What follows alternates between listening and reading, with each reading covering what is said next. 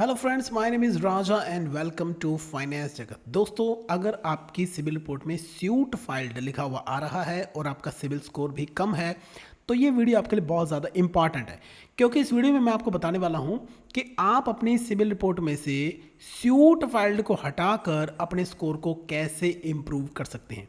आप ये रिपोर्ट देख रहे हैं, इसमें स्कोर देखिए कितना है, 632। पहले ये जो स्कोर था ये 700 प्लस था, लेकिन अचानक से ही जो स्कोर है वो गिर गया, रिपोर्ट भी खराब हो गई। और उसका रीज़न क्या है, रीज़न मैं आपको नीचे जाके बताता हूँ। थोड़ा नीचे चलते हैं, ये लोन की डिटेल आ रही है और देखिए ये है जी रीज़न। यहाँ पर क्रेडिट फैसिलिटी स्टेटस में क्या लिखा हुआ है, स्यूट फाइल्ड। अब इससे होगा क्या, होगा ये कि जब भी आप बैंक में लोन लेने जाओगे, बैंक आपकी सिविल रिपोर्ट देखेगा और रिपोर्ट देख के बैंक आपके लोन को कर देगा रिजेक्ट। इसका मतलब ये है कि आपने पिछले लोन की पेमेंट नहीं करी और बैंक वालों ने या पिछली कंपनी जो है उन्होंने आपके ऊपर केस फाइल किया हुआ है। ओके, कई बार क्या है कि पिछले लेंडर के आपने पेमेंट नहीं करी, उन्होंने नोटिस भेज दिया था, तो नोटिस का भी यहाँ पे स्यूट फाइल्ड स्टेटस लिखा आ जाता है। अब कमाल की बात यह है कि मुझे बहुत सारे सब्सक्राइबर्स ऐसा बोलते हैं कि सर हमने तो पेमेंट भी कर दी है, दैट मीन्स कि ये जो लोन जिसका स्यूट फाइल्ड आ रहा है इसकी पेमेंट हो चुकी है, लेकिन पेमेंट होने के बावजूद भी स्यूट फाइल्ड आ रहा है।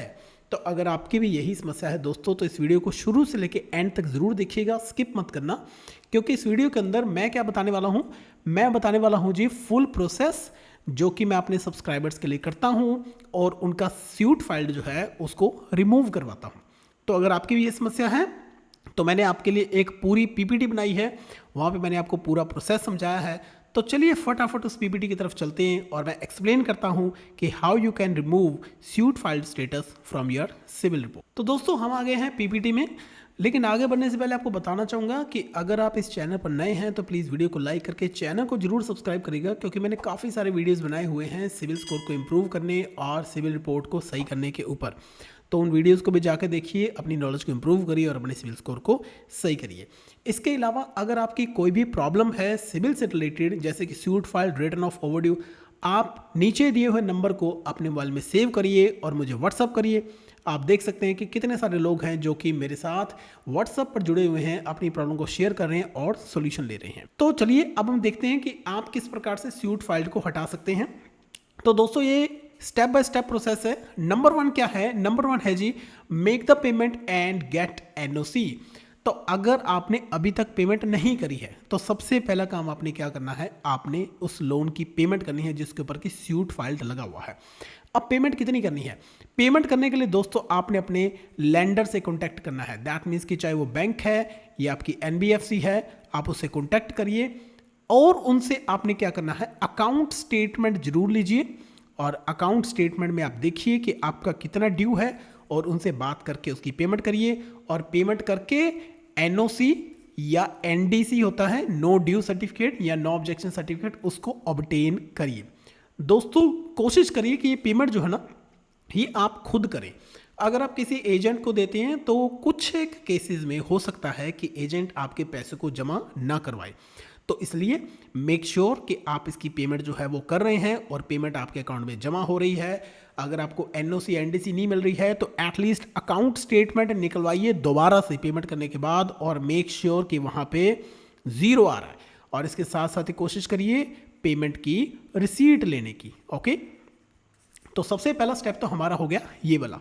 अगर आपने ऑलरेडी पेमेंट करी हुई है तो एनओसी ऑब्टेन करिए, एनडीसी ऑब्टेन करिए, अकाउंट स्टेटमेंट निकलवाइए, पेमेंट का प्रूफ निकलवाइए, रिसीट निकल, कुछ भी चीज जिससे कि पता लगे कि आपने इसका पेमेंट किया हुआ है। स्टेप नंबर 2 है दोस्तों कि जब आपने पेमेंट कर दी उसके बाद रिक्वेस्ट योर बैंक और एनबीएफसी टू अपडेट। इसका मतलब कि जब आपने पेमेंट कर दी है तो आपने बैंक को, एनबीएफसी को, अपने को बोलना है कि भैया मैंने पेमेंट तो कर दी, तो मेरा जो स्टेटस है उसको अपडेट किया जाए। देखिए जो लेंडर है ना, लेंडर जब आपसे पेमेंट लेगा तो ये लेंडर की ड्यूटी है कि वो सिबिल को इन्फॉर्म करे कि पेमेंट इसकी आ गई है और रिपोर्ट इसकी अपडेट करनी होती है। अब कुछ एक केसेस में जब आप लेंडर को बोलते हो ना कि मेरी पेमेंट तो आ गई है तो उसको आप अपडेट करिए मेरे स्कोर को, तो कई लेंडर्स आपको ये बोल सकते हैं कि इसमें टाइम लगेगा। कितना टाइम लगेगा, 30 डेज भी लग सकते हैं, 45 डेज, 60 डेज और कभी कभी तो मैंने सुना है, मुझे सब्सक्राइबर्स ही बताते हैं, वो कहते हैं कि भैया 90 डेज लगेंगे और आपका स्कोर अपडेट हो जाएगा। लेकिन मैं ये नहीं मानता कि इतना टाइम लगना चाहिए सिर्फ अपडेट करने में। मुझे ऐसे लगता है कि अगर आपने पेमेंट कर दिया है तो आपका स्कोर तो कुछ एक दिनों में ही अपडेट हो जाना चाहिए। मतलब कि मैंने अगर पेमेंट कर दी, why should I wait for 90 days for my score to be updated, ऐसा नहीं होना चाहिए, है ना।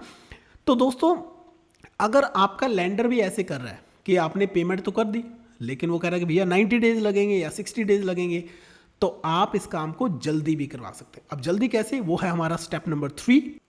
अब है दोस्तों step number 3, file a dispute with CIBIL. अगर आप अपना काम जल्दी करवाना चाहते हो तो आप सिबिल को डिस्प्यूट भी रेज कर सकते हैं कि मैंने पेमेंट कर दी है, मेरा स्कोर जल्दी अपडेट होना चाहिए।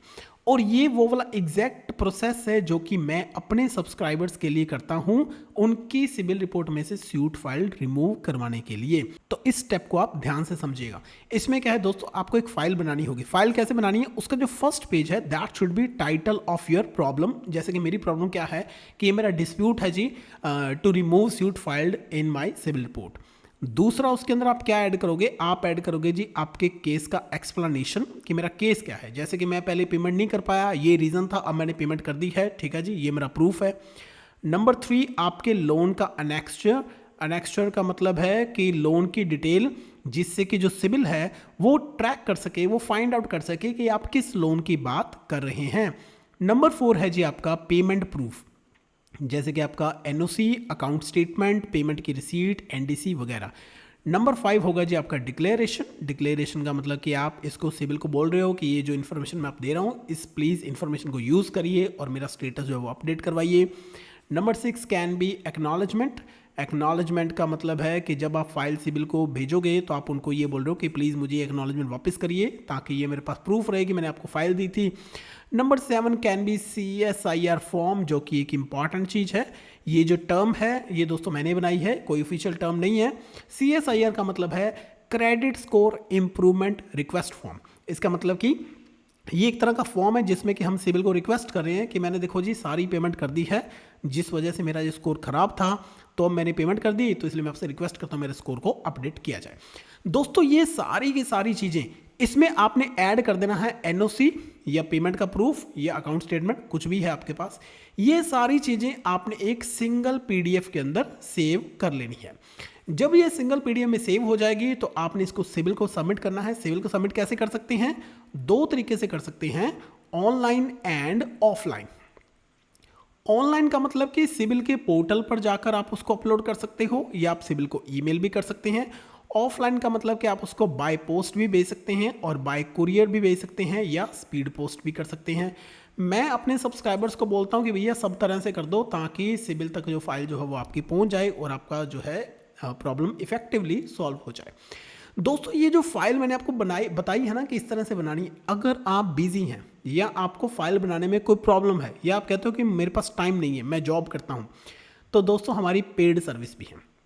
आप उस पेड सर्विस में भी आप हमसे ये वाली फाइल बनवा सकते हैं। बिल्कुल थोड़ा सा चार्ज उसका रहता है और आपको वो वाली फाइल हम बना के दे देंगे।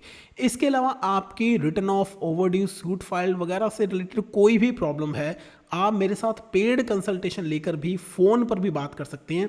फ़ोन पर बात करने के लिए आप मुझे व्हाट्सअप करिए और मैं आपको बता दूंगा कि आप कैसे अपॉइंटमेंट बुक करके मेरे साथ फ़ोन पे जुड़ सकते हैं। तो दोस्तों, ये था जी वो वाला एग्जैक्ट प्रोसेस जिससे कि आप अपनी सिबिल रिपोर्ट में से स्यूट फाइल को रिमूव करवा सकते हैं। अगर वीडियो अच्छा लगा तो प्लीज़ वीडियो को लाइक करिए, चैनल को सब्सक्राइब कीजिए। मिलते हैं नेक्स्ट वीडियो में।